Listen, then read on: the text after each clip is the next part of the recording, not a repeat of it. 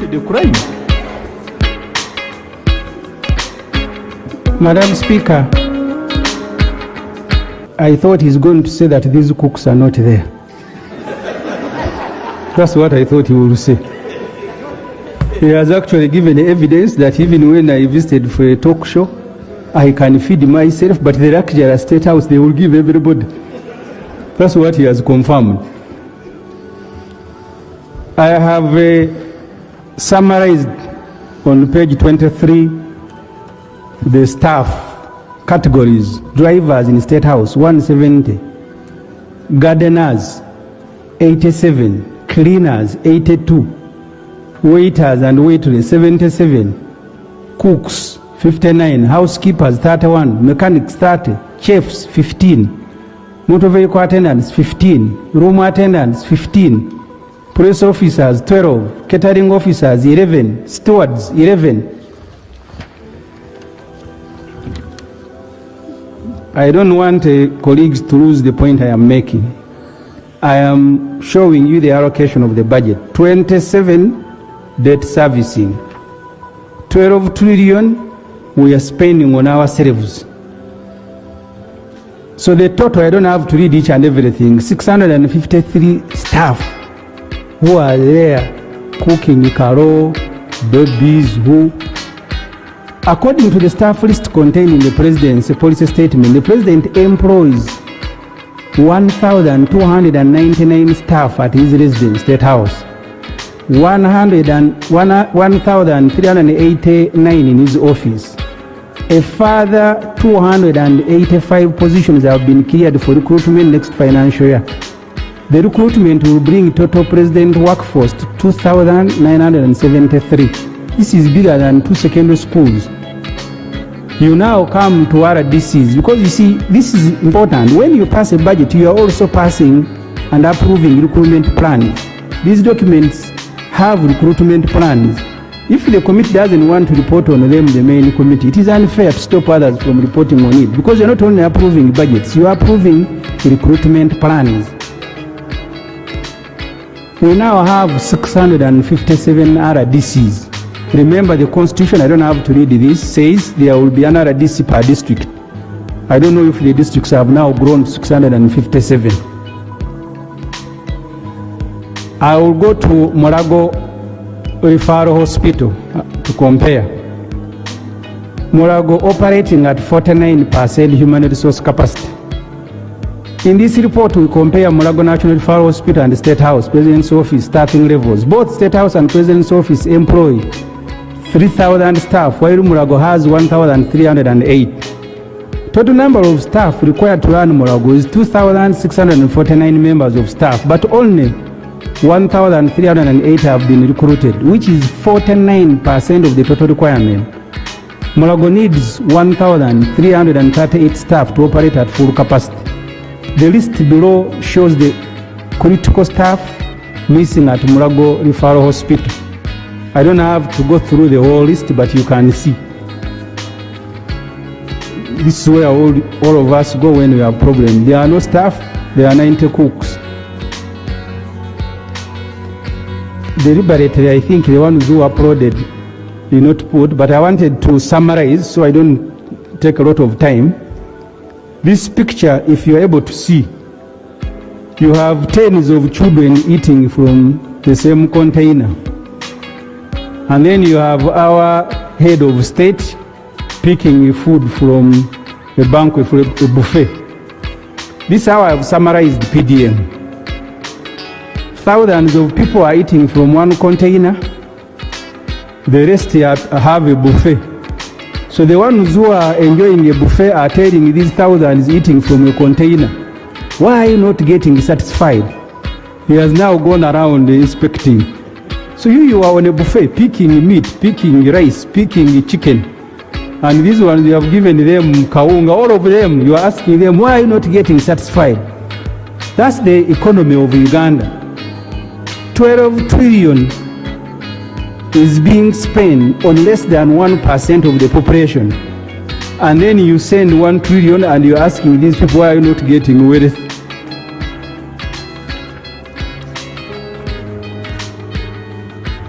Let us look at the 1 trillion in the budget that will be given to, because we are told 14.8 million Ugandans who are still in subsistence agriculture under the patch development model. I don't have to repeat, that's why I used the photos to illustrate. I can now go to page 30. I'm about to finish. And this, for us, is the critical point. Budget must address conditions of our people.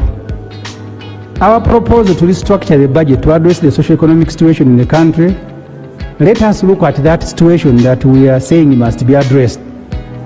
14 million Ugandans walk barefoot. Let Honorable Speaker and Honorable Members, 31% of Uganda's population, approximately 14 million, do not have at least 2 sets of clothing or a pair of shoes. Majority of these clothes and shoeless people are in Karamoja, where according to UBOS, 62% are without a pair of shoes and 37% are without 2 sets of clothing. Karamoja is followed by Busoga, where 26% of the population do not own 2 sets of clothing and 33% are still walking barefoot. This situation is evident when you look at the number of children in Busoga walking to school in plastic sandals called Nigina or barefoot. Rango, Teso, Buked and Western Nile follow. This is according to UBOS. Ownership of clothing, according to UBOS, and shoes serves as a basic measure of household welfare, reflecting both economic capability and social status. These items, UBOS says, symbolize personal dignity and community standing. Children feel very bad if you didn't know if they don't have them. You need to read General Museveni's book. He still remembers that when they were in primary school, only Sir Richard Kaijuka had shoes. At 80, it is still paining him. There are photos here of children. Unfortunately, someone sabotaged the photos, but you can see them in their hundreds going to school barefoot. I got page 32. 15.7 million Ugandans have no jobs. Uganda's working population is 25 million, which is 56% of the total population, according to UBOS. Uganda's National Employment Policy 2021 defines 14 to 64 as the working age. Only 9.4 million of these 25 million are employed, according to UBOS. This simply means 15 million people are without jobs.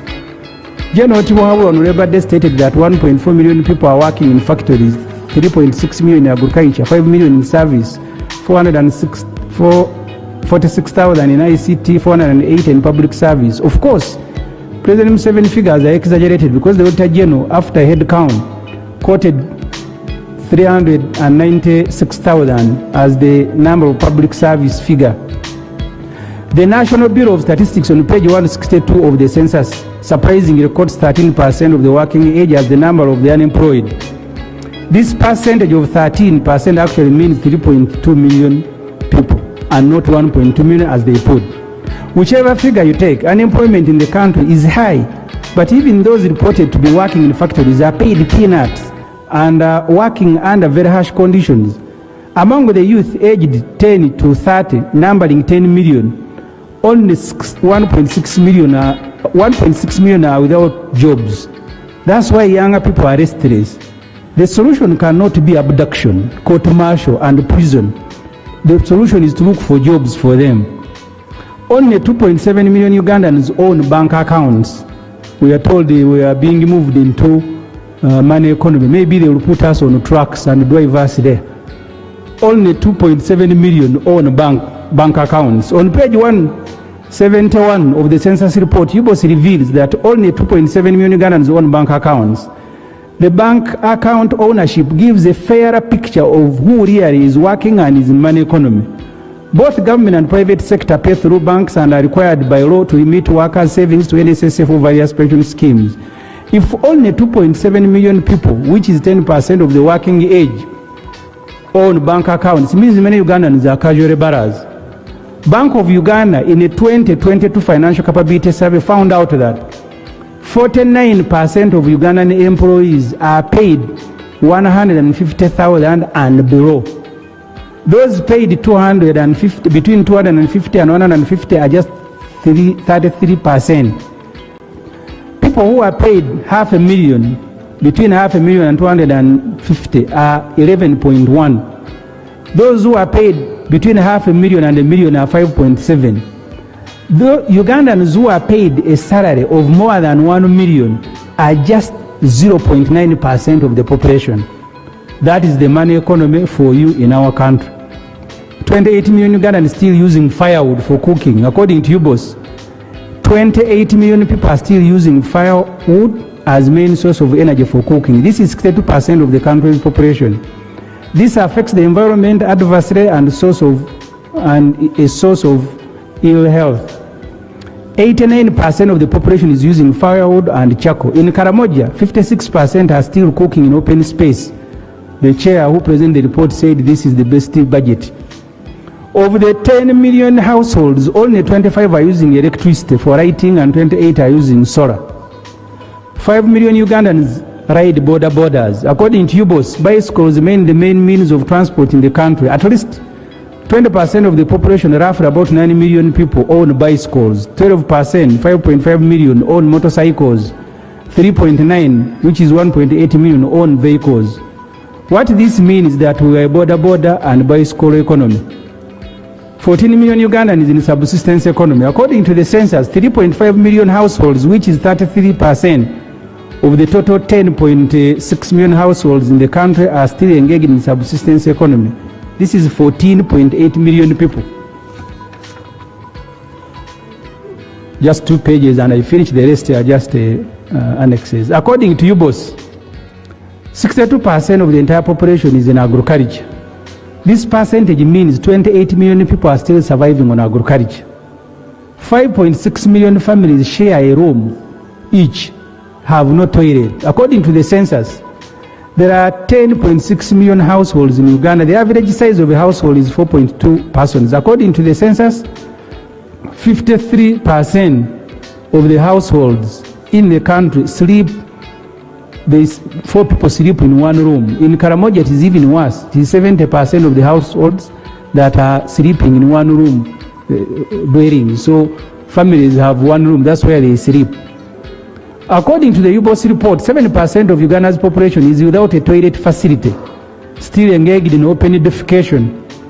Open defecation in Karamoja is at 60%, according to UBOS.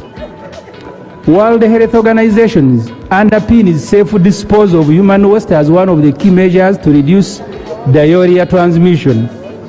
Only 4.7 million households had improved sanitation facilities. As many as 6.5 million households are still using firewood. 20 million Ugandans food insecure. The Bureau of Statistics on page 356 of their report notes that 20 million Ugandans are moderately or severely food insecure. This is 4 people in every 10, representing 46% of the entire population. Again, Karamoja is worst hit, with 63% of the population suffering from food insecurity. It is followed by Teso. The chair of the committee is from Teso, the vice is from Karamoja. It is followed by Teso at 50% and Wuked also at 50%. Also the reason is not very difficult to find. On page 332, UBOS reports that difficult to find. On page 332, UBOS reports that 98% of the country is still relying on rainwater for agriculture production. Irrigation is being undertaken only at 4%. Mind you, 62% of Uganda's population, or 20 million, are engaged and survive on agriculture. There was a proposal last year to buy and roll out 300 tractors to boost agriculture production. Mr. Museveni ordered this parliament to remove money for tractors. It had allocated last year, and you remember who we gave it to, Magora. The amount required for these tractors, 300 billion.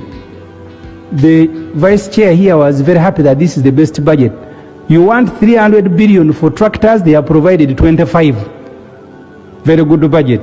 Last year, Parliament had also allocated 60 billion to complete construction of health centers. The list, you still have it.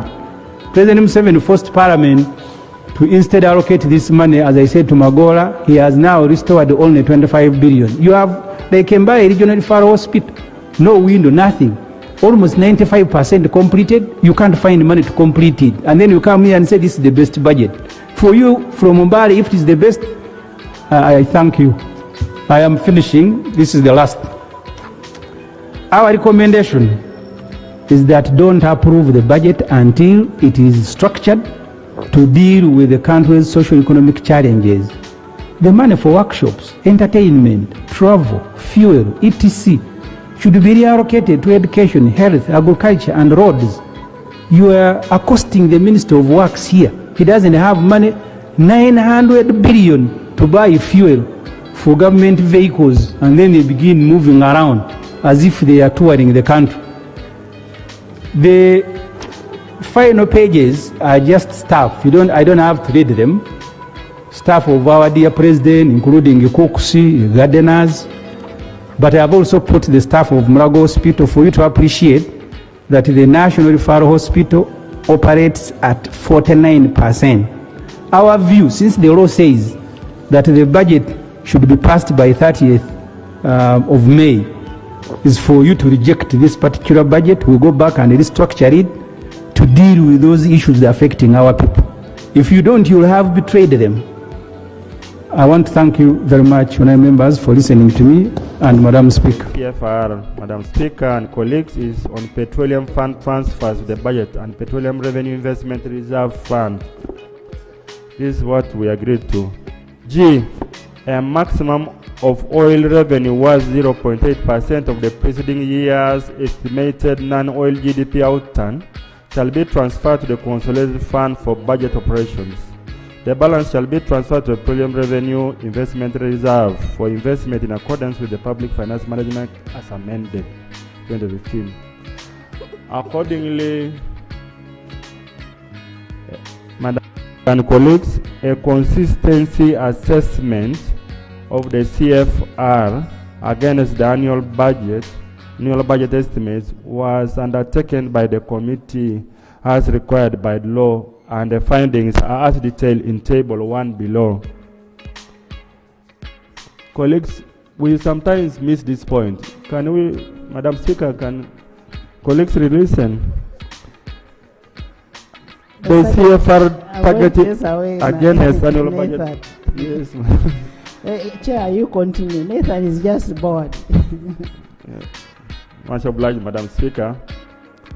Our total nominal GDP, our total nominal public debt to GDP was 52.3% in 2024-25.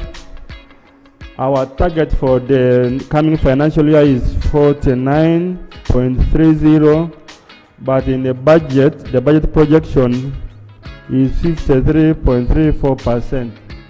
That means, colleagues, that for every 100 shillings we borrow, we pay out 53 and we remain with 47. But nobody is listening. Madam Speaker, total domestic... Chair, members are listening. Please summarize your report. Madam Speaker, I see that my brother here from Masaba is talking with Goretti and Semuju, and I cannot you make your report. You read your report. Masaba, Karim. Actually, I want you to summarize the report. Thank you. Thank you. I think they will listening now. Overall fiscal balance, including grants to non-oil GDP, is projected to be -3%, but in reality, the budget is -6.58%. The ratio of non-oil revenue to GDP is there. The growth rate in recurrent spending as a percentage of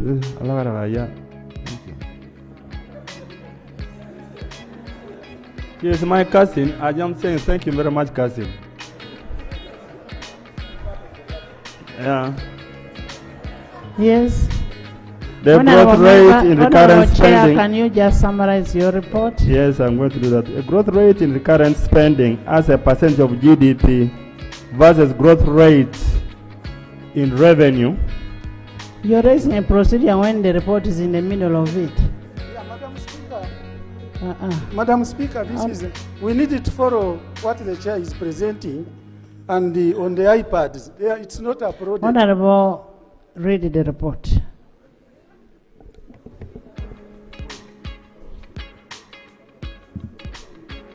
That table is detailed, honorable colleagues. What I can go in and is on the committee observations. Our total nominal public debt to GDP is projected at 53.34% in financial year 2025-26, which is inconsistent with the CFR target of 49.3%. 2, the total domestic debt interest payments to total revenues is projected at 25.4% in the financial year 25-26, which is also inconsistent with the CFR target of 12.5%.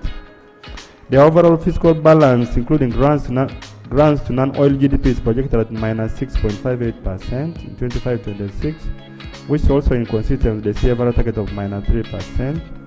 The ratio of revenue to GDP is projected at 14.9% in financial year 25-26, which is inconsistent with the CFR target of 15.9%, which is less than the target of 15.9%. Right, Honorable Speaker, the Minister of Finance informed the committee that the reason for these deviations were because of revenue collection, which had not increased as fast as projected in the CFR targeting. The lower than targeted revenue growth is mainly due to a time lag that it has taken our country and many businesses that were severely affected by the effects of COVID-19 to recover, including the accumulated commercial bank debts to these entities.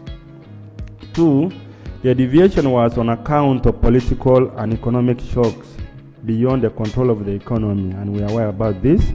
These include the global value chain disruptions caused by the Russian-Ukraine war, the lagged effects of COVID-19, and the geopolitical tensions obtaining in the world at the moment. So our recommendation, Madam Speaker, is that in accordance with Section 6 of the Public Finance Management Act, CAF 171 and the CFR 2022, the Minister of Finance, Plan and Economic Development should seek parliamentary approval for the projected deviations from the objective of the CFR as spelled in the law, since the targets set in the annual estimates clearly show a projected deviation from the set targets and give the justification therein. 2.3, consistency of the budget with the National Budget Framework paper. Madam Speaker, the BFP targets and figures are indicated therein, and the estimates for the financial year 25-26 show that whereas in the budget framework paper we're expecting to have a resource inflow of 57.44 trillion, today the budget estimate is 72.3765 trillion, and the increment is about 14.936 trillion, and the explanations were given by the ministry as follows, and the committee observations are on page 9. The proposed program budget allocations are consistent with the National Budget Paper program allocations as shown in Table 3 above. 2, in regard to the consistency with Parliament's recommendations on the National Budget Framework Paper and draft budget estimates, Uganda shillings 4.09 trillion has been allocated to key funding gaps identified by Parliament against parliamentary funding, a gap of 14.47 trillion. And the details are in Annex 1. Colleagues, the details are in Annex 1 and Annex 2. Honorable colleagues, for the first time, yes, what this means is that because of our recommendation, Madam Speaker, government, the President, has added us another 4.09 trillion in response to recommendations of this House, which is quite unique and it is different. We have never had this before. The committee commends government for adopting key parliamentary recommendations on the budget framework paper and the ministerial policy statements, and we shall give them later on in part 4. 2.4, consistency with the NDP 4. Madam Speaker and colleagues, Section 12.6 of the PFFA 2015 requires that the annual budget is consistent with the National Development Plan. This section presents key highlights on compliance with the national budget to NDP4 in regards to macroeconomic and program allocative efficiency or consistency. And table 4 and table 5, colleagues, when you get the thing, show to the extent to which this budget is consistent with NDP4. I go straight to committee observations. 1. Regarding the macroeconomic policy targets, the proposed annual budget is largely consistent with NDP4. This is a very good observation. 2. The inconsistency observed under the macroeconomic policy target is mainly attributed to the slightly high public debt to GDP and low economic growth projections for 25-26 against the NDP4 targets. 3. In regards to alignment of program allocations, the proposed annual budget program allocations are consistent with the NDP4 as indicated in the program shares against the total budget respectively. That's in table 5 for the details. 4. In regards to consistency with the high impact projects of NDP4, the proposed annual budget for financial year 2025-26 is consistent with the NDP4. And I beg colleagues to go, and when they get the details are in Annex 3 of this report. Generally, this budget has adopted the implementation of NDP4, and this is a very good observation. Committee recommendations. In order to accelerate economic growth, government should continue to sustain investments in strategic initiatives and strengthen the operationalization of the parish development model, yoga, industrial hubs, among others, in order to stimulate private expansion, job creation, and household incomes. Number 2, we urge government on fiscal prudence, and fiscal prudence should remain a priority, with the policies aimed at containing the debt to GDP ratio below the 50% CFR target and in present value terms. And this should gradually reduce the fiscal deficit to 3% to below 3% so that it is consistent with the regional and domestic fiscal policy frameworks of the target of 3%. Number 3, government should continue the acceleration of domestic revenue mobilization by broadening the tax base, particularly in the digital economy, through stricter enforcement and compliance mechanisms, such as the e-freeze and DTS, the digital tax stamps.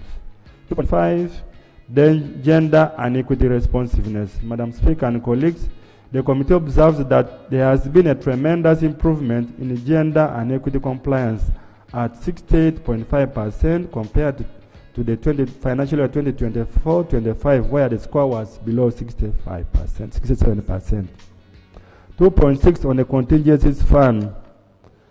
Madam Speaker and colleagues, the committee observed that this year, the annual appropriation budget, the figure provided is 169.0 billion, which is less than the expected amount, reflecting a deficit of 2.1 billion. I go to page 13, the semi-annual budget performance, the implementation of the budget. Madam Speaker, the details on the implementation of the budget strategy are outlined on page 13, and colleagues can read that. Page 14, overview of the revenue performance. 3.1, total tax revenue of shillings 14,335.88 billion was collected in the first half of the financial year 2024-25 against a target of 13,993.16 billion for the period, resulting in a surplus of 342.71 billion. And this performance was mainly on account of improved tax administration as well as higher than projected profitability of some firms in the first half of the financial year. 3.22 grants. The total grants disbursed during the first half of 2024 amounted to shillings 828.31 billion. This was against a projection of 1,620.49 billion, implying a performance of about 51.1%. 3.3 overall overview of the expenditure. The table 6 below shows the release and expenditure performance by wage, non-wage, and development expenditure for the different categories for development and expenditure. Aggregate expenditure, Madam Speaker, at an aggregate level, Uganda shillings 18,295.52 trillion of the budget excluding interest spending was released by the end of the December 2024. This equates to 48.7% of approved budget. And the aggregate absorption was very high, it was 78.3%. The details on the wage releases performed at 4 trillion of the approved budget, and of these 3.861 trillion was spent, which represents an absorption of 96.5%. Non-wage recorded at 8.33 trillion, which equated 61% of the approved budget, performed at 86.6%. The development expenditure of 5,736.8 billion, which performed at less than 52%. So, in conclusion, Madam Speaker, due to poor budget performance for development expenditure at 52%. So, in conclusion, Madam Speaker, due to poor budget performance for development expenditure at half year, government should fast track and ensure key ongoing projects in order for them to meet conditions required by development partners to unlock external disbursements and address the project-related execution challenges before the end of this financial year, if possible. In addition, the committee urges government always to adhere to the approved budgeted work plans and ensure budget discipline in the execution of the budget. The spending on the contingencies fund, page 16, in line with section 25(3) of the Public Finance Management Act, we report the expenditure on the contingencies fund as outlined. It was 8.43 billion, was released to the Office of the Prime Minister for disaster preparedness and floods in various districts. 374 million was given to the Ministry of Works and Transport. 70 million was given to Gender, Labour and Social Development. 4.916 billion was given to Kampala Capital City Authority to manage the after effect of Kitezi. 1.077 billion was given to Uganda Police to manage security at Kitezi. 500 million was given to Kampala Metropolitan Affairs to coordinate disaster response at Kitezi. Expenditure on domestic areas, Madam Speaker.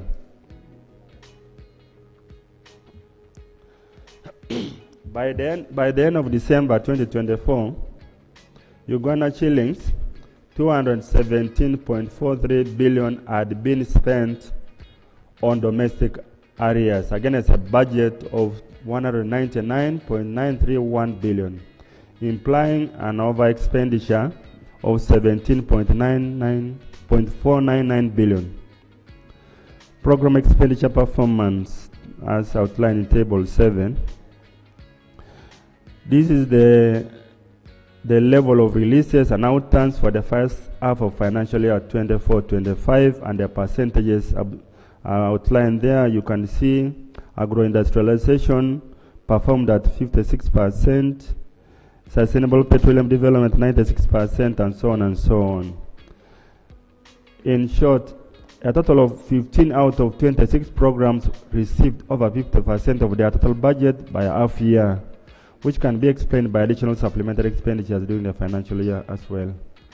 In regards to expenditure of the total release budget, mineral development, private sector development, sustainable energy development, community mobilization, and mindset change, and administration of justice programs performed below 50%. 3.5 external loan performance and absorption. Paragraph 2.2 of the Public Debt and Other Financial Liabilities Management Framework 23, 24, 27, 28 requires the government acquisition and utilization of public debt and contingent liabilities to be sustainable and transparent.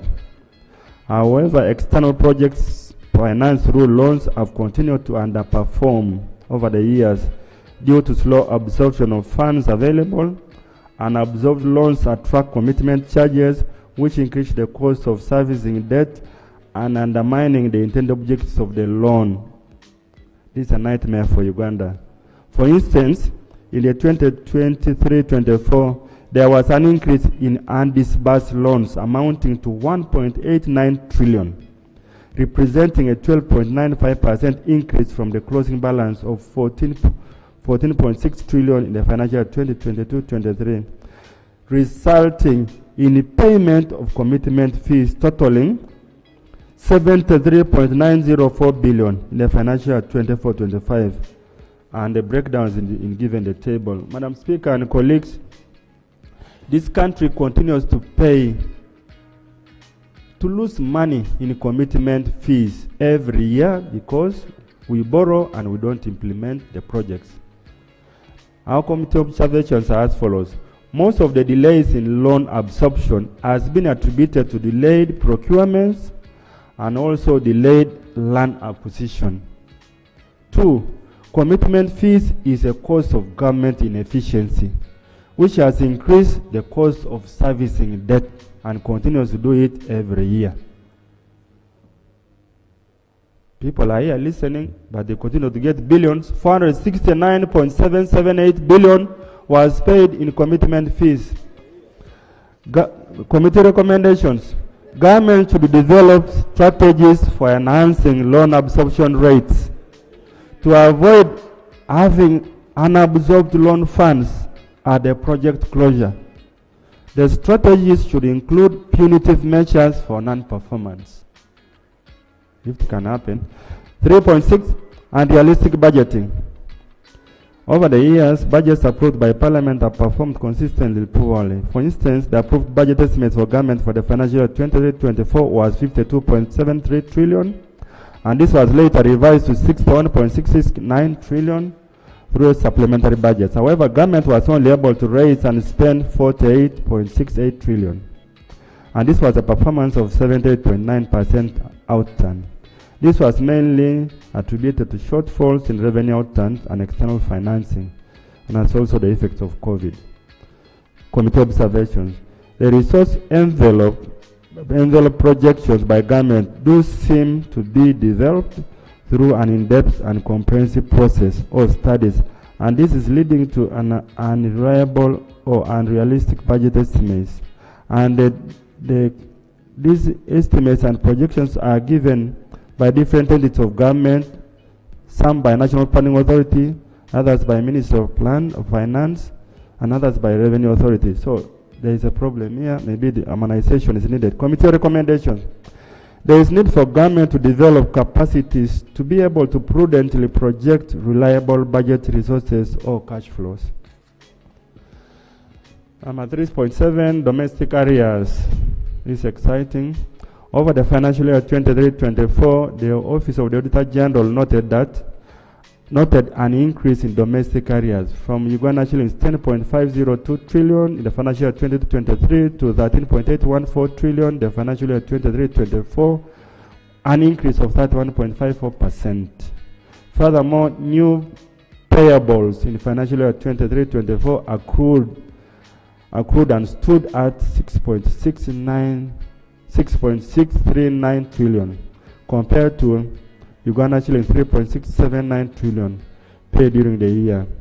The increase in domestic areas was attributed to inadequate budgeting, cash flow constraints, and competing government demands. Our committee observations, Madam Speaker and colleagues, that the committee observed that Uganda shillings 13.81 trillion stated by the Auditor General includes Uganda shillings 8.313 trillion for Bank of Uganda redemptions, which were already provided for the financial year 2024 and 2025 budget and should therefore not be captured here.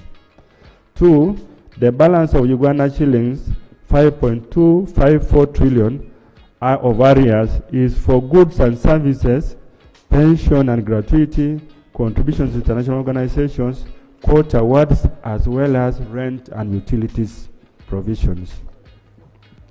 So government has provided in this coming budget, government has provided Uganda shillings 1.4 trillion in the financial year 25-26 budget for down payment of all area categories, which further reduces the area stock to Uganda shilling 3.854 trillion only. This is a big development. Committee recommendations, Madam Speaker and colleagues. The committee commends government for increasing on the provision for domestic areas of Uganda shillings 1.4 trillion in the financial year 2025-26, up from a mere 200 billion in the financial year 24-25. However, government should adhere to the commitment control system and sanction accounting officers who perpetually commit government expenditure without the resources and outside the approved budget. 3.8 key half-year target execution of this budget. Madam Speaker, the performance is there. The committee recommendations are here on page 20. Poor budget execution in projects is mainly as a result of challenges in project preparation and execution that results in delays in disbursement of funds from development partners. Government should improve project selection, the design, the appraisal, and analysis before the project is approved and sanctioned for funding. Number B, MDS should ensure that procurements and contract executions are undertaken in a timely manner. In addition, there is need to enhance contract supervision and undertake timely compensation of project affected persons, streamline project planning, and timely release of funds in order to improve the implementation of activities going forward. And these are project funds which are available. They are not revenue. MDS should ensure that all future projects have approved concept notes, project profiles, and must be turn-on projects with feasibility studies being done before the commitment of commencement of execution. Lastly, Madam Speaker and colleagues, we urge government to stop distorting budget execution through unplanned supplementary expenditures. And some of them are really doubtful, and sometimes are not even resourced, and sometimes they are warranted, but money is not released in the end. 3.9 on fiscal sustainability. Fiscal sustainability on our public debt to GDP ratio. The committee did the assessment of debt sustainability, and Madam Speaker, the committee observes that there is a recent trend in the increase, and there is an indication of improvement in debt sustainability, reflecting better fiscal management and economic growth. The table below provides a trend of debt to GDP ratio. The trend there is increasing from 40 to 46, and this financial year it is 53.3%, and we need to address that situation. On domestic debt interest payment to total revenue ratio, the assessment by the committee on debt service ratio, this budget study is outlined on table 9. As you can see, the benchmark is 12.5, but our percentage of interest to revenue is there, 17.88, 20.99, and therefore the committee recommends as follows. And the committee observations: interest to revenue ratio target has been overwhelmingly breached over the years, as evidenced in the table above. Over 20% of the revenue being collected is being used to service interest payments. It is gradually reducing the funds available for funding other critical government expenditures. Our recommendations as a committee, Madam Speaker, that the government should embark on formulating a new domestic revenue mobilization strategy, as the current one has expired the coming financial year. This will reduce the reliance on debt, enhance rationalization of expenditure, and explore more new sources of non-traditional financing options, such as the public-private partnership, in order to grow domestic revenue. On the fiscal deficit, the fiscal deficit to GDP, our assessment of fiscal discipline. Table 10 shows our GDP in Uganda shillings, 162 and so on, and the fiscal deficit to GDP standing at 12, at 9, and 7. It is reducing, which is a good thing. The committee observed that the fiscal deficit to GDP ratio has shown a declining trend over the 3 financial years, reducing from 12.94% in 2021-22 to 7.93% in 2023-24 as compared to the target of 4.6. The continued presence of a big fiscal deficit still presents the need for prudent fiscal policies to maintain long-term sustainability and achieve the target. Committee recommendations. We urge government to strengthen the implementation of its fiscal consolidation strategy to achieve the set targets. This is an encouraging trend. We should continue in that line. 3.10 Implementation of the parish model. Colleagues and Madam Speaker, the PDM is a strategy for service delivery by the government of Uganda to improve the incomes and welfare of all Ugandans at the household level by transforming 39% of households from a subsistence economy to a money economy. The PDM is implemented under 7 pillars, and the primary pillar is the agriculture value chain development, that is the production, storage, processing, and marketing. The other pillars include infrastructure and economic services, financial inclusion, social services, community mobilization, and mindset change. The parish development management information system, and governance and administration. In the financial year 23-24 and 24-25, Parliament approved Uganda shillings 1,097.633 billion for the PDM program, of which 1.0959 trillion was for the parish revolving fund to finance 10,594 PDM circles in 176 local governments and Kampala Capital City Authority. The committee observations as per the Auditor General assessment. The Auditor General found that there is no evidence for the identification of 5,099 PDM parish ward priorities in submission in 115 local governments using the format prescribed in the guidelines of the onward submission to local governments and higher local governments. In addition, the Auditor General did not obtain evidence that the 25 participating MDAs align their work plans to their pillar implementation action plans. Number 2, a review of the sets of the PM data collection from the Parish Development Model Information System and National Household Registration Reports as of April 2024 revealed that the household level data collection was at 79.9% progress level, while the population registered was only at 46.3%. This data should be the basis upon which the population would be profiled to identify qualifying benefits as well as facilitate periodic reviews and impact assessments. Number 3, the Auditor General also noted that 2,985 PDM savings and credit cooperative societies in 127 local governments did not have registered officers in their documents. Number 4, out of the expected 7 modules of the PDM, 2 modules were fully implemented, 2 modules were partially implemented, and 3 were not implemented.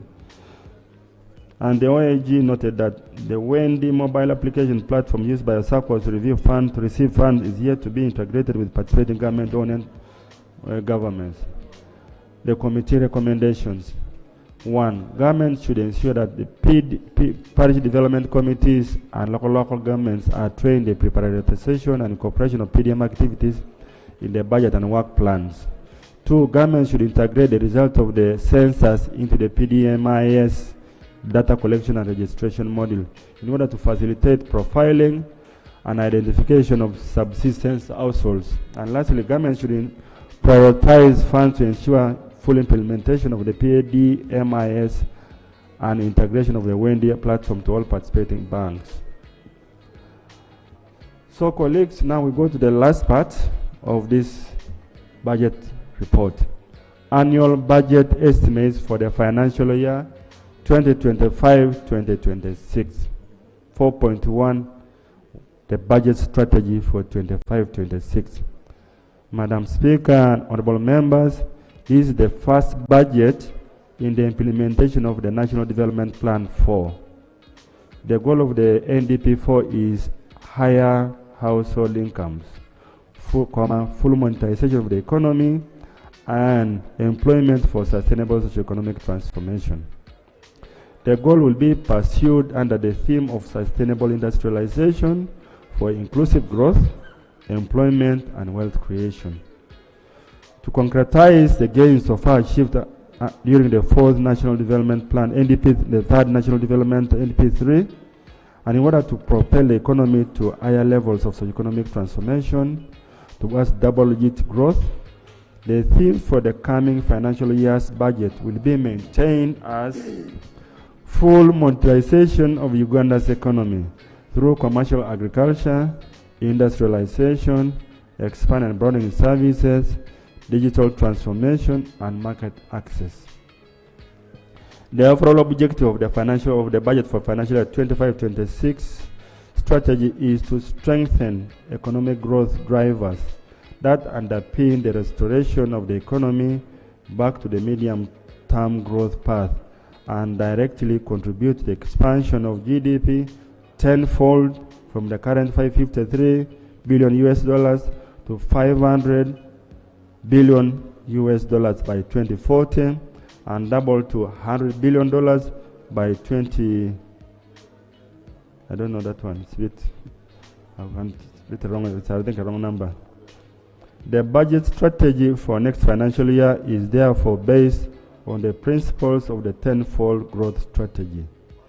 The gains, the lessons learned, and opportunities from NDP 3 as well as NDP 4's the new strategic direction. This demonstrates continuity of the socio-economic transformation agenda. This strategy underscores employment, wealth creation, and household incomes by prioritizing key enablers for accelerated growth. The strategy, Madam Speaker, is based on 5 strategic areas or programs, and in brief called ATMIS, namely agro-industry development, tourism development, mineral-based industrial development, sustainable development of petroleum resources, that's oil and gas, and number 5, the development of the petrochemical industries and knowledge economy. That's mainstreaming ICT, digital economy, and science, technology, and innovation in our economy. 4.2, the actual expenditure lines. Right Honorable Speaker and members, the resource envelope for the next financial year, as presented by the Minister of Finance to the committee and to this House, amounts to Uganda shillings 72.376 trillion. A rise from Uganda shillings 72.137 trillion in financial year 2024-25, and the 72.376 trillion, colleagues and Madam Speaker, is broken down as follows. 1. Domestic revenue, that is tax and non-tax revenue, is expected to be Uganda shillings 37.2272 trillion. Budget support, that's grants and loans, is Uganda shillings 2.0843 trillion. Domestic financing, that's domestic borrowing. We are going to borrow Uganda shillings 11.3813 trillion. Number 4, domestic debt refinancing, that's rollover. Chair, yes. Are you reading trillion or billion? Trillion, which is actually you can read it the other way. Okay, you would, Madam Speaker. I'm looking at what is on your document. Okay, Madam Speaker. Domestic revenue, tax, non-tax revenue is Uganda actually 37,227.2 billion. Budget support, grants and loans, Uganda actually 2,084.3 billion. Domestic financing, that's domestic borrowing, is 11,381.3 billion. Domestic debt refinancing, the rollover, is 10,027.8 billion. And project support, that's grants and loans, is 11,327.1 billion. The grand total is 72,376.5 billion. So from the above resource envelope, Madam Speaker, this is how we are going to use it. The following commitments take the first expenditure call. Number one, we are going to give money project support, that's external financing, 11,327.1 billion. Then we are going to remove again amortization of 4,985.8 billion. We shall reduce that figure by domestic refinancing, that's an accounting figure, 10,027.8 billion. We shall pay interest payments of 11,332.7 billion. Appropriation in aid to local governments 319.4 billion.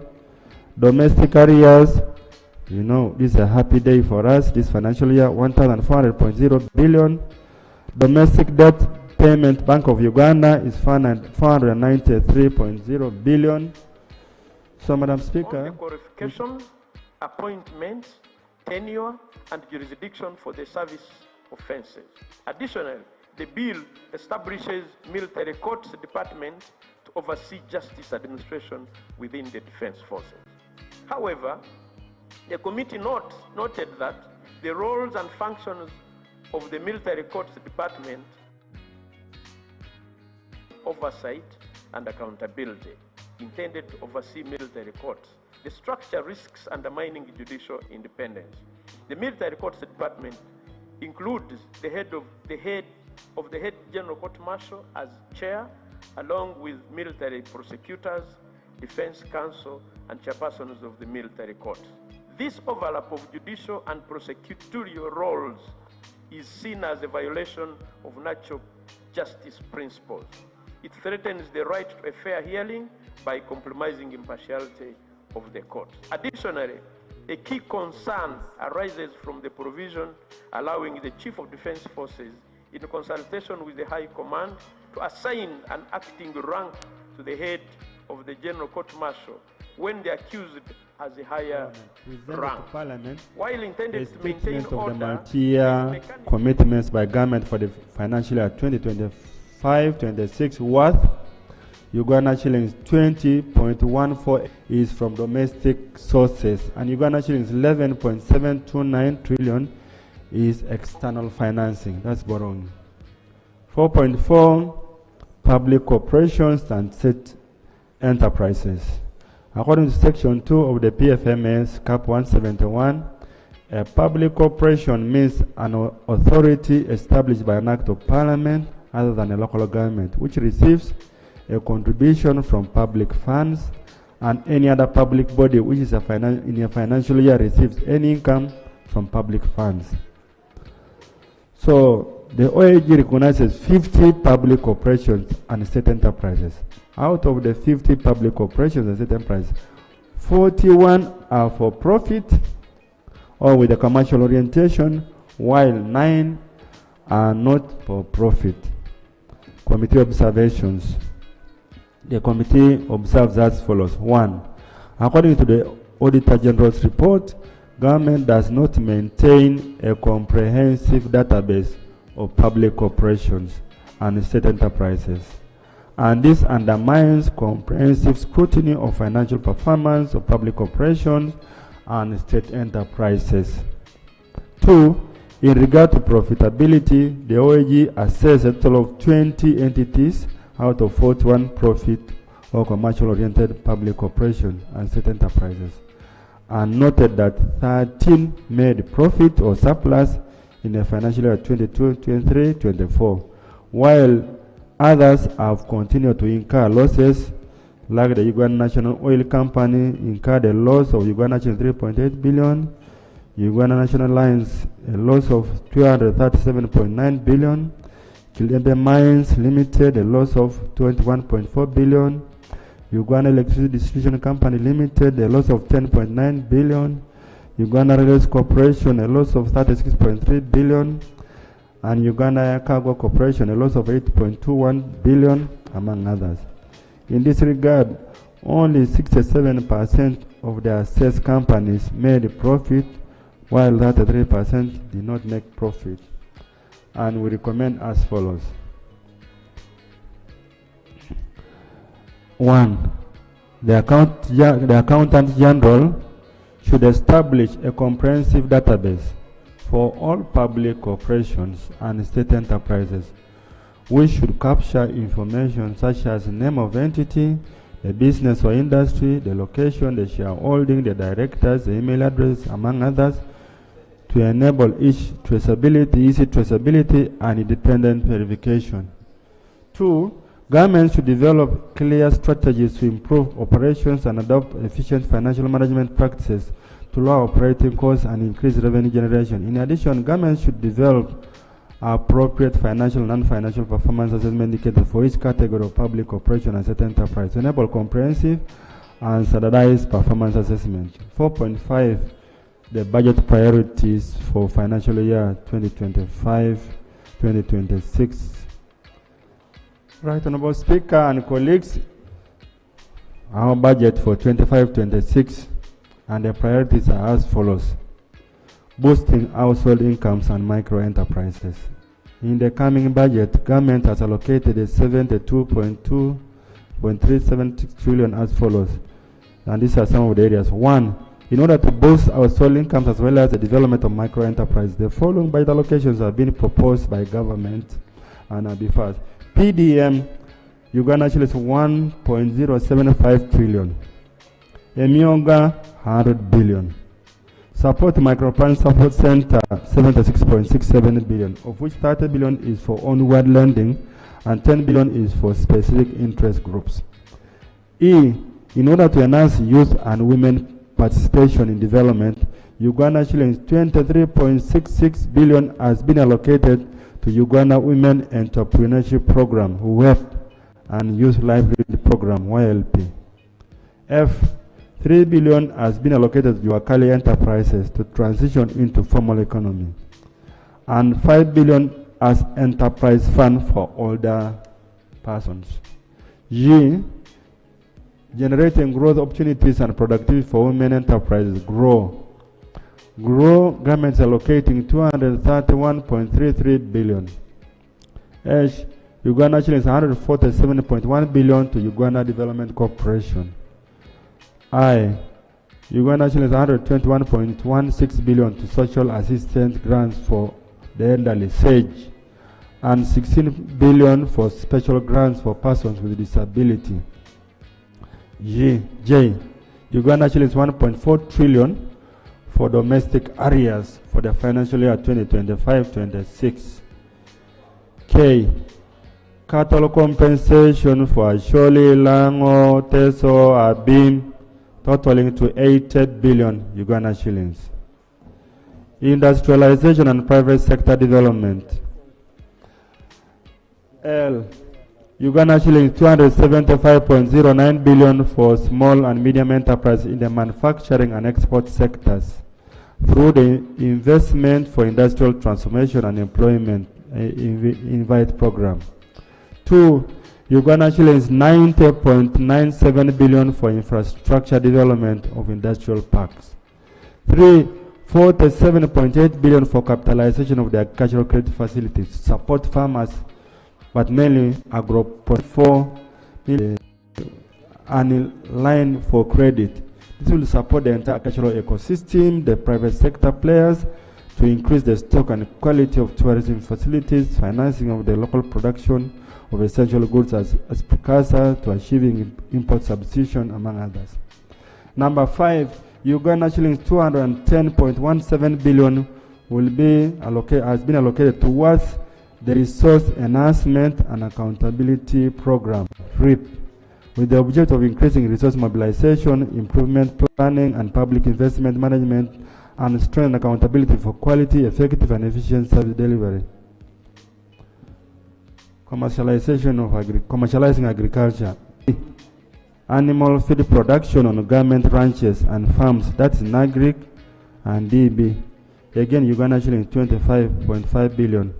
So those people who steal our cows from NAGRIC should stop. C, development of anti-stick vaccine, STI, Uganda shillings 5 billion.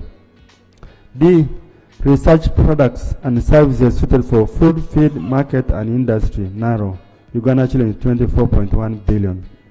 E, improving access and use of agricultural equipment and mechanization through the use of labor-saving technologies, and Ministry of Agriculture, Uganda shillings 56.14 billion. F, the National Oil Palm Project under Ministry of Agriculture, Uganda shillings 70.72 billion. G, Agriculture Value Chain Development, again under Ministry of Agriculture, Uganda shillings 73.25 billion. H, enhancing agricultural production, quality and standards for market.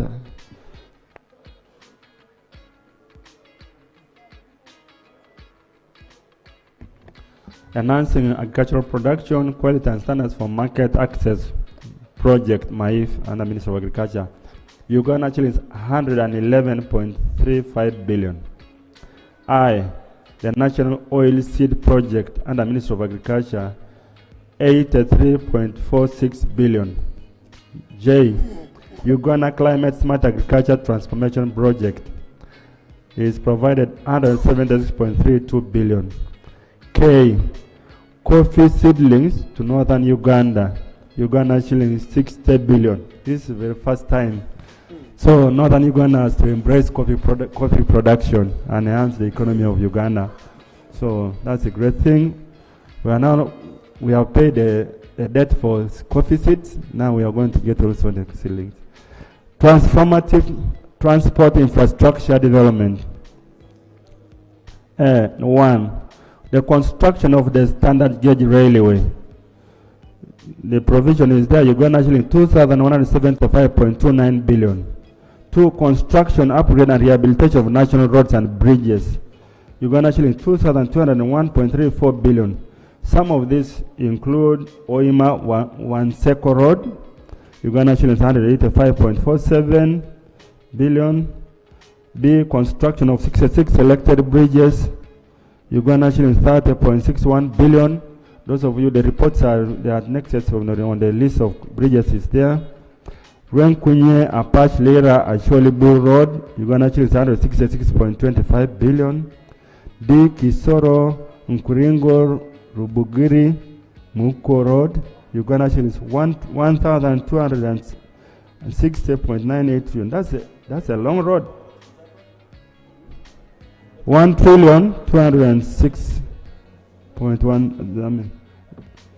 E. Moyo Yumbe Koboko Road, 125.08 billion. F. Rehabilitation of Mitiana Mubende Road, 100 kilometers, Uganda shillings 21 billion. G. Proposed upgrading of Chenjojo, that's Kirora, Buzi, Ramanja, Kahwinge, 68 kilometers, Mpara, Buizi, 37 kilometers, Uganda shillings 109.14 billion. H. Upgrading of Iganga, Buloba, Kamuli Road, 57.2 kilometers, Uganda shillings 42.55 billion. Colleagues, the list is there. The list is in the list of the high impact projects is in the report. I just conclude by saying there is also rehabilitation of district, urban, and community access roads, which will continue at the Ministry of Works and Transport. So, Buka Roads 91.78 billion, and the road fund 91.78 billion. On tourism, colleagues, following the Artemis strategy, tourism has been boosted. Tourism development, Uganda shillings 11.16 billion for the Mount Rwenzori tourism infrastructure. This includes improving the existing trails and establishing shorter ones, improving the existing bridges, taking into consideration the issue of the flash fee of tourists by establishing the rest points along the trails, among others.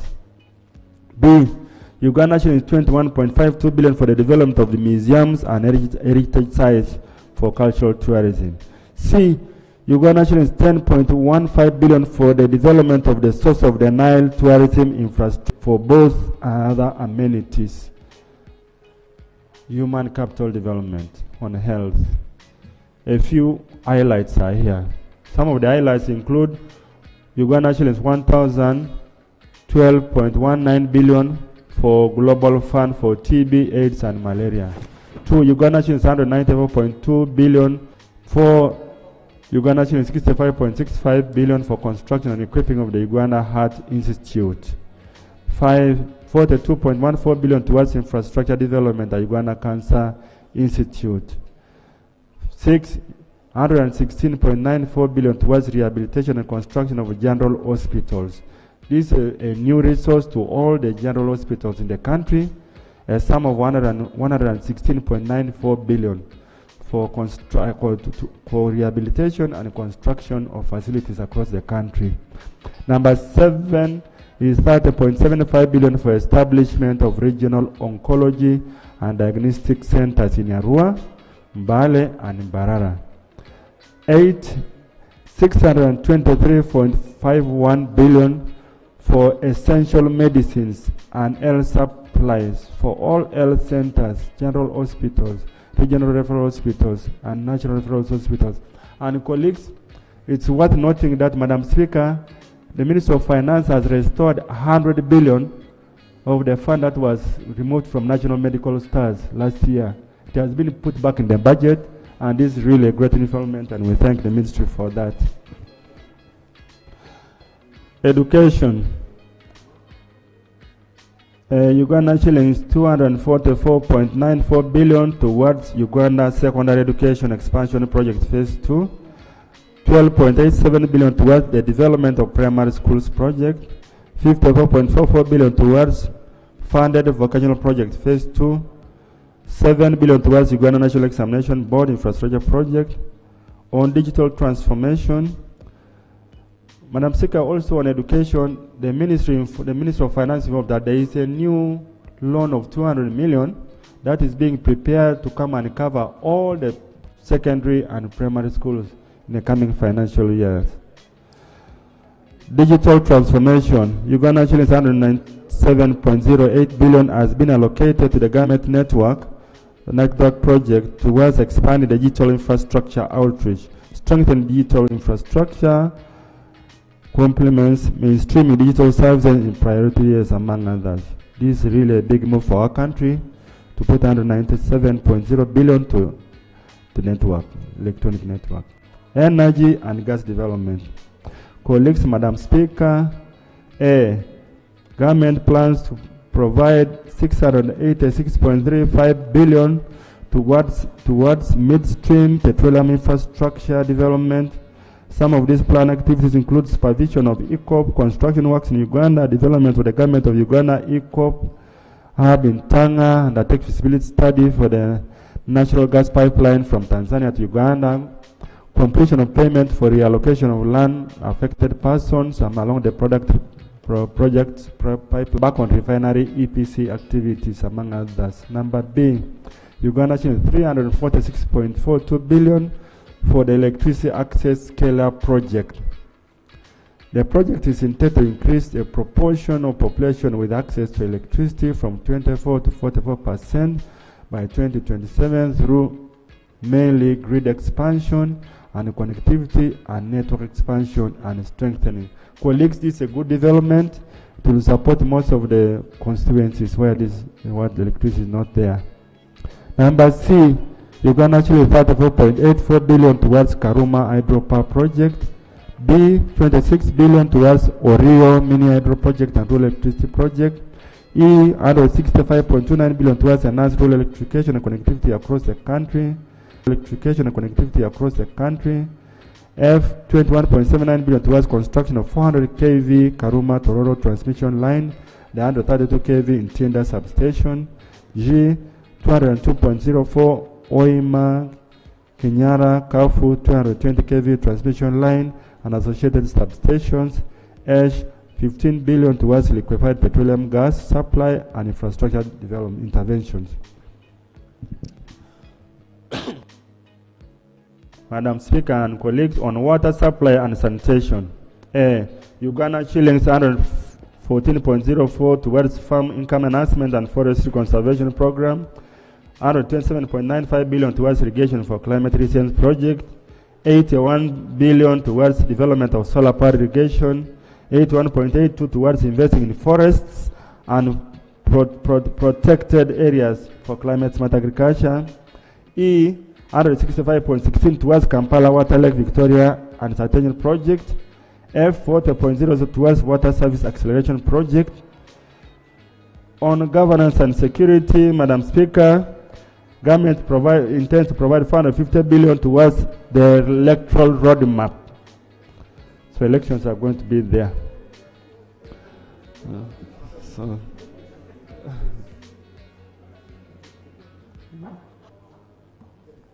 no postponement. Yes. Part B, Madam Speaker and colleagues. Since Madam Speaker, Right Honourable Speaker and members, during the consideration of the committee reports on the ministerial policy statements financial year 25-26, Parliament adopted reallocations in this House for various votes the other week. These reallocations were referred by the Speaker to the Committee on Budget for Harmonization and Reconciliation and Consolidation. Madam Speaker, we beg to report as a committee, and these are observations on those proposals, committee observations. During the harmonization process, the committee observed the following on the adopted reallocations by Parliament as highlighted in the table below.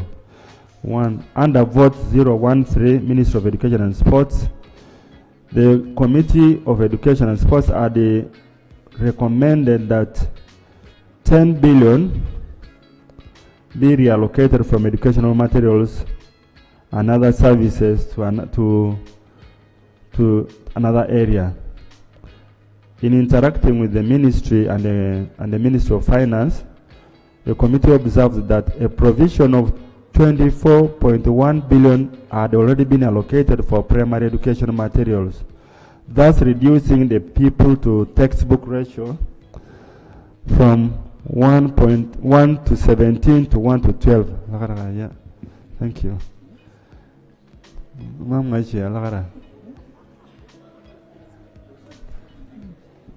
Same with you, I will tell you the meaning. After, if you can chance to cross the Nile, you have not yet crossed the Nile to that side of Uganda.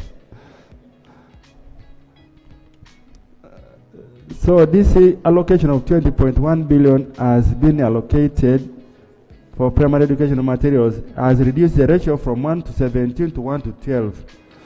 Any reduction in this budget will negatively impact on the availability of textbooks, thereby hindering learning outcomes. Furthermore, the roadmap for reviewing the primary curriculum is yet to be concluded by 2030. So, Madam Speaker, we beg that we differ with the allocations there because the program of primary is yet to be concluded by 2030. What we need now is reduce the teacher-people ratio, the material-to-people ratio from 170 to 112, and maybe go 1-to-1. That's the ideal. So we beg that this House adopts that this resource not be reallocated, meaning existing shortfalls must still be addressed, Madam Speaker. Vote 013, Minister of Education and Sports. The committee recommended that under the project 1853, the Uganda Smart Education Project in the 5 institutions of higher learning, that 2 billion be removed and allocated to other areas. In internal 2 billion, and in line with the government ATM strategy. This includes construction of smart ICT classrooms, digital enhancement equipment, and training of ICT lecturers in Kiambago University. That's the detail of technology, mountains of the Muni University and Muni Universities. So we recommend that the cut, Madam Speaker, that this House stays that cut. Vote 1, so the money was already with the UDC, it was no longer with the ministry. So vote 144, Uganda Police Force, program 16, project 0385, key service area 00017.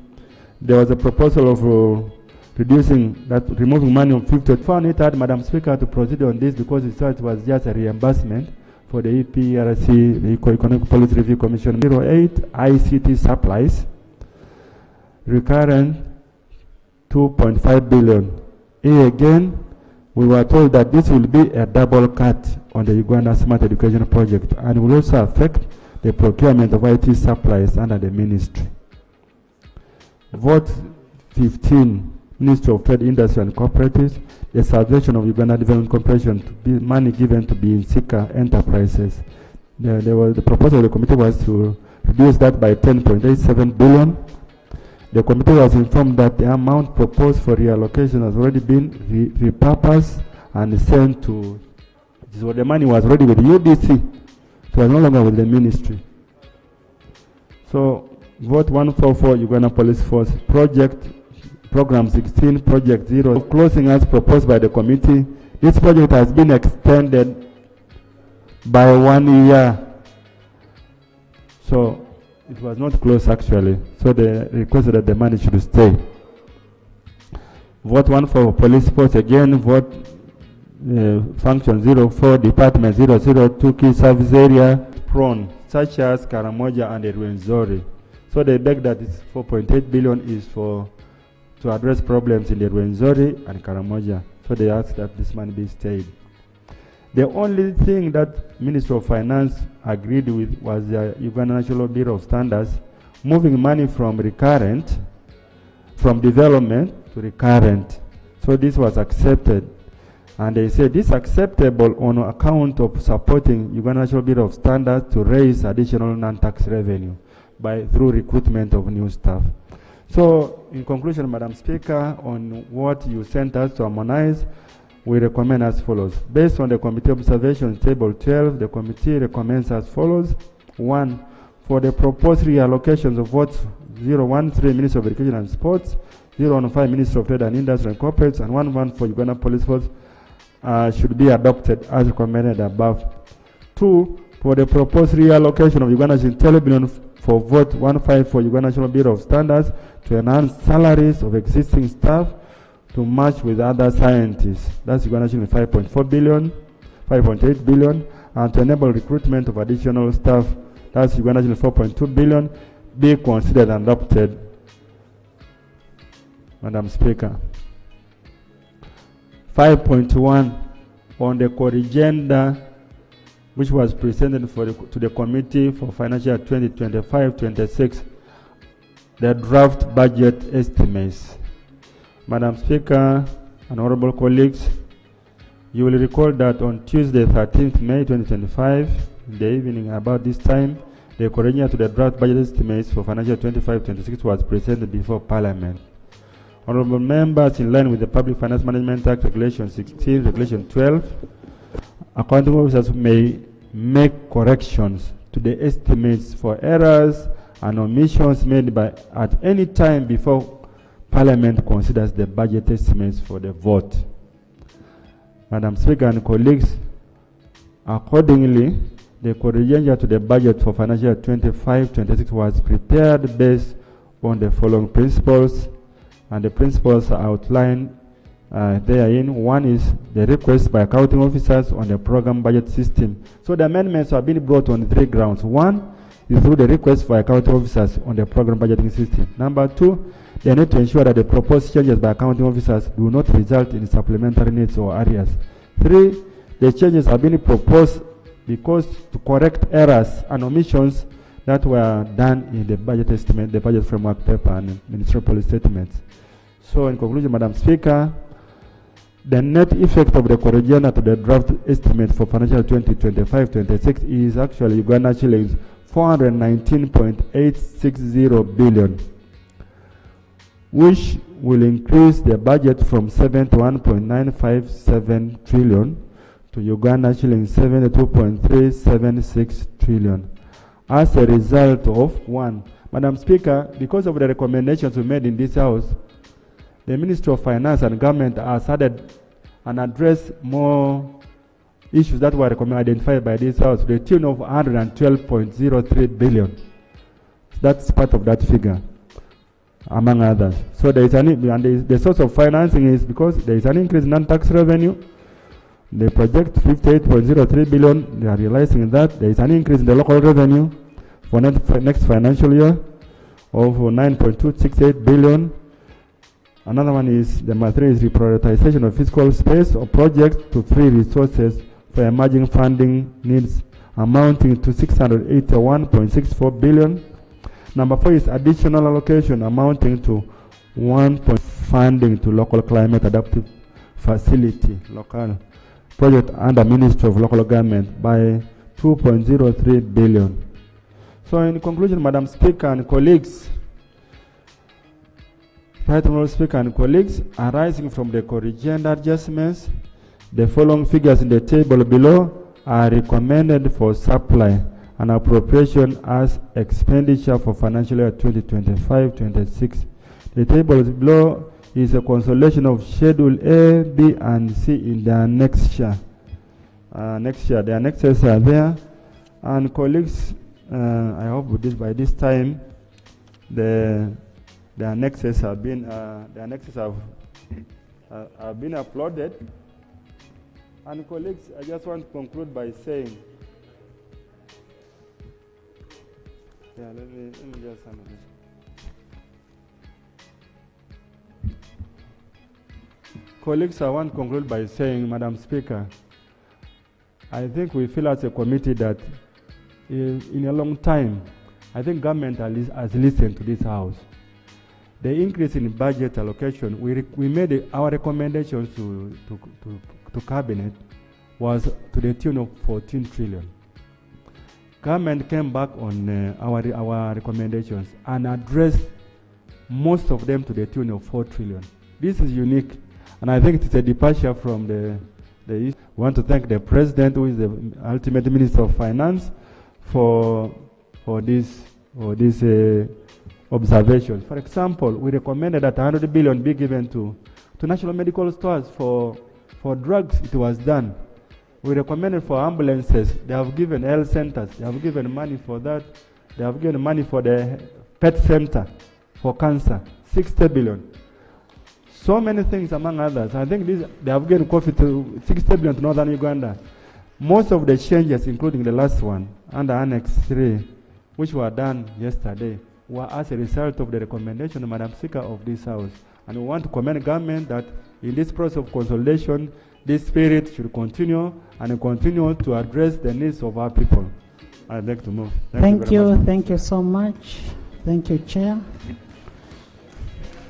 Honorable members in the public gallery, for sending us very good leaders. You first greet your people. You've not seen them. Have you seen them? Right. Please sit, eh? Sit. Thank you, Right Honourable. Thank you, Right Honourable Speaker. Congratulations to Holistic. It's a good primary school in Vitereko sub-county, which is in Mitoma. It is represented by the Right Honourable, the Deputy Speaker. They have very many, and myself, they have very many extracurricular activities. We somehow support and request that all of you support us when they are going to the DC in America, and we request that you all keep supporting extracurricular activities. Because these people. Thank you so much. Congratulations once Since again. Mitoma has friends. Even the Deputy Speaker is very good in golf. Yes. Madam Speaker, the budget committee report for the financial year 2025-26 as a minority report. And I beg to invite the presenter for the minority report, the Honorable Sam Uganda. The whole report plus all the figures, as we get a report from the alternative